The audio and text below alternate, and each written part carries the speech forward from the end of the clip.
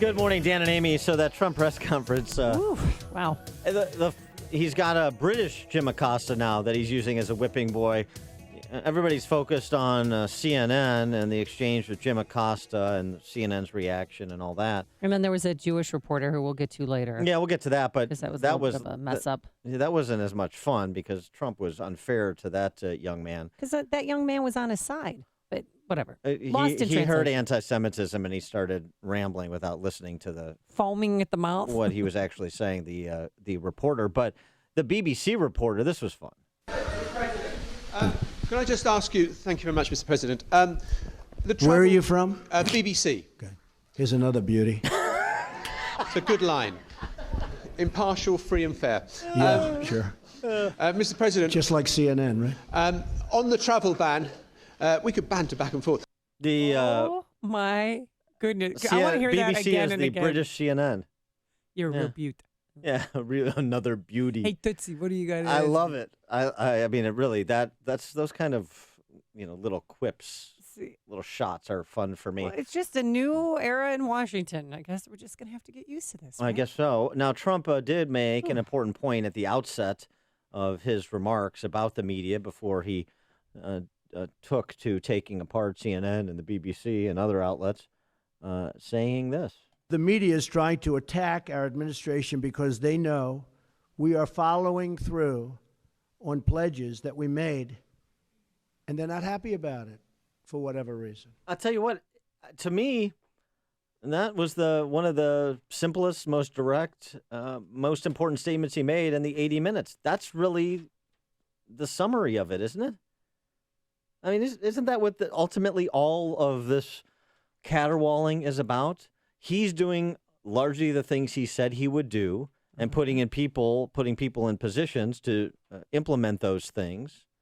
And the media doesn't like it because 90% of them vote for the Democrat nominee for president and have since 1960, the D.C. press corps at least. So, of course, they don't like it. And they're seeking to undermine it. And they don't like him personally because of his personal style. And that just makes their hatred that much more intense, their tone that much more denigrating. Well, I was fine with him listing his successes and what he's accomplished, but then he went into airing his grievances, and I know some people enjoyed that. I was a little concerned, but it is what it is. Well, for more on this, we're pleased to be joined by Matt Mackowiak. He is a Republican strategist, president of Potomac Strategy Group. Matt, thanks for joining us. My pleasure. Good morning. So, does Trump have it about right? Look, I'm doing the things or acting in furtherance of the things I said I would do, and the media doesn't like it, and that's why we have this very tense relationship. Yeah, I think a lot of the disagreement there, the combativeness is ideological. There's no question that the National Press Corps is overwhelmingly liberal. But I also think that Trump doesn't have much use for the national media. He has his own platforms, 24 million people on Twitter following him, I think 50 or 75 million following him on Facebook. And he has really not relied on the national media to get his message out. And so that was true as a candidate. It's I think to some extent been true as president and may continue. He's going to use things like Facebook Live and Twitter and conservative media outlets to get his message out. And that's something that also really frustrates the national media. They're not the gatekeepers anymore. You don't have to do an interview with the New York Times to get your side of the story out. And he's really kind of giving them a stiff arm. He did let them get some questions in yesterday, but he also really gave it to them. And we just don't see that. We don't see that in politics. And it was in some ways very refreshing to see him stand there and be confident and be willing to mix it up and defend himself and be tough and be confident. So, yeah, we call that giving him the Heisman. But what did during his press conference, did the president do anything to help push his agenda? And also, what are your sources saying on Capitol Hill about their interpretation of his press conference yesterday? Well, look, I think it's fair to say the Trump administration was on its heels for a few days or for a week at least. And so, just to see him, as I said, get there and be confident, it was a positive thing. I think that does buck up Republicans a bit. But look, did he do himself any good? Did he benefit at all I'm not sure. I mean, the substance that was there was fine. There were some areas that were, he had some mistakes and some things he was saying. I think at the end of the day, being president is about being persuasive, and it's about bipartisan legislative accomplishments. So he doesn't have any yet. He's only been there a month, and we have the State of the Union address on February 28th, just around the corner, 11 days from now. But he does need to figure out a way to move independents and Democrats in his direction, because keep in mind, he's got to get 60 votes in the United States Senate to pass legislation, and he only has 52 Republicans. And so the environment right now in Washington is not one where Democrats feel like they can unite with President Trump on different issues to pass legislation. So he's got to figure out how to get past this sort of nasty back and forth that's there and unify the country and bring the Democrats in his direction. I think he can do it, because there's some issues where they agree. They agree on some things on trade and infrastructure. Of course, he wants to repeal or replace Obamacare and pass tax reform. So there's opportunities to do some deals there using his skills as a negotiator, but he's going to have to sort of start being persuasive to people that right now don't like him very much. Yeah, you're right on peeling off a couple of Democrats here and there may be possible, but a lot of it's going to have to be what it was for Obama the first 2 years, which is to ram through your agenda with your majorities. I mean, that's just kind of where it's going to be.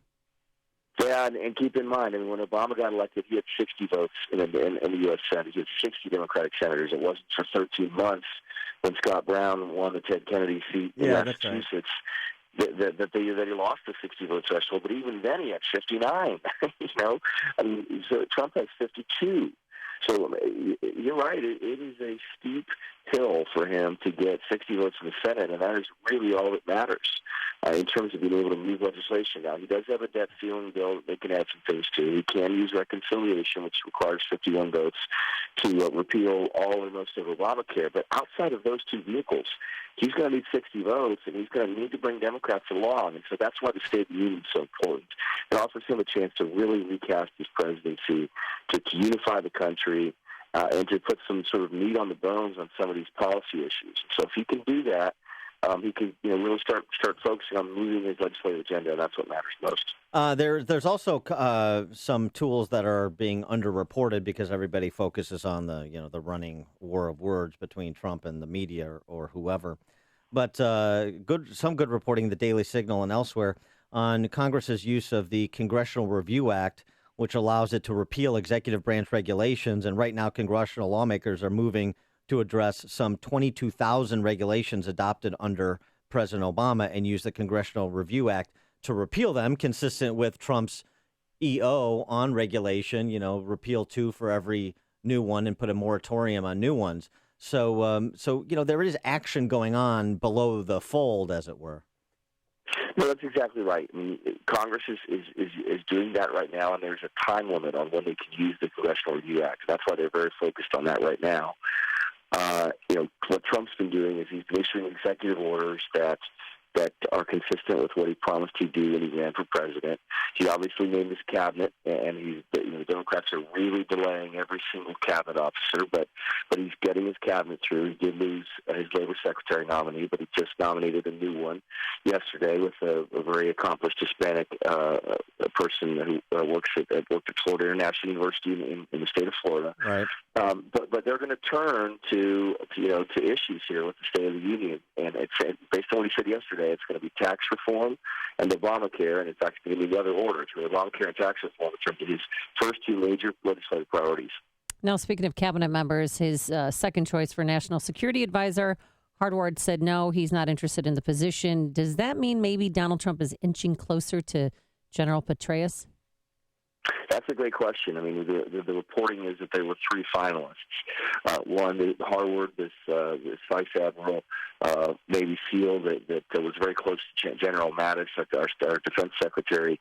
He apparently was offered the position and declined it for family reasons. I think he also probably had a team he wanted to bring in, and he really probably couldn't do that. So I think that was part of it. Petraeus is one of the other finalists. Of course, the acting National Security Advisor is Lieutenant General Pete Kellogg, who's the Chief of Staff of the National Security Agency. And so Petraeus and Kellogg both are highly respected. I do hope that Trump can get one of those two people to do the job.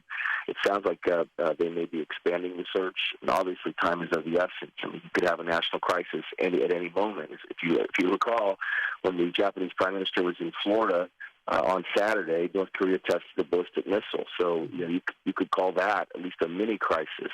So you've got to have a national security advisor on board that has a good relationship with the president, that can brief him, that can manage the National Security Council for situations just like that. And so we'll see where they go from here. Trash would be outstanding. Kellogg would be outstanding. There's probably one or two other people who'd be outstanding as well. And that's also why Trump mentioned Dan Coates and his confirmation being held up by the Senate as Director of National Intelligence. That's part of the National Security team as well.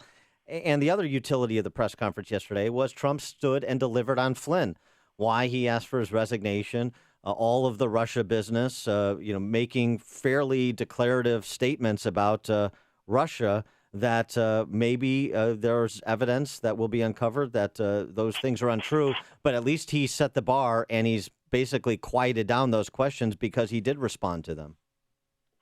Yeah, and clearly, I mean, his ox was being gored on those issues for several days, and they sustained some damage.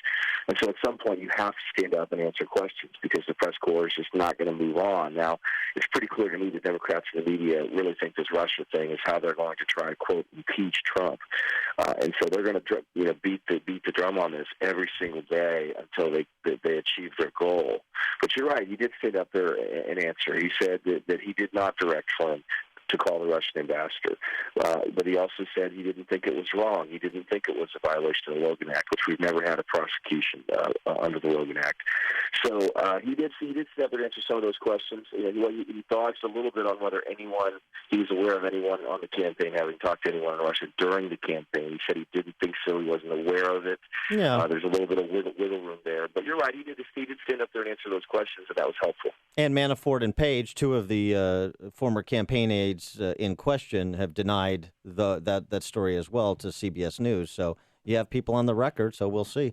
Matt Mackowiak, he is Republican strategist, president of Potomac Strategy Group. Matt, thanks for joining us. Appreciate it. My pleasure. Take care. And he joined us on our turnkey.pro answer line. It's like